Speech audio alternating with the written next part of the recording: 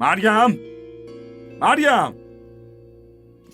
صداتو تو سرت ننداز و بیادبی نکن. با اون دهن کثیفت اسمشو به زبون نیار. چمدون و وسایلم کجاست؟ چمدون و لباساتو انداختم گوشه ی انبار. لباسامو گذاشتی تو انبار؟ آره؟ به این دلیل که نه خودت توی این خونه جا داری و نه اون وسایلات. فراموش نکنید که من دوماد این خونم. باید با هم مؤدبانه حرف بزنید. مؤدبانه؟ اونم با تو؟ تو فقط خواهرزادمی و من از این نسبت شرم دارم. این که دامادم بودی رو خیلی وقته که فراموش کردم.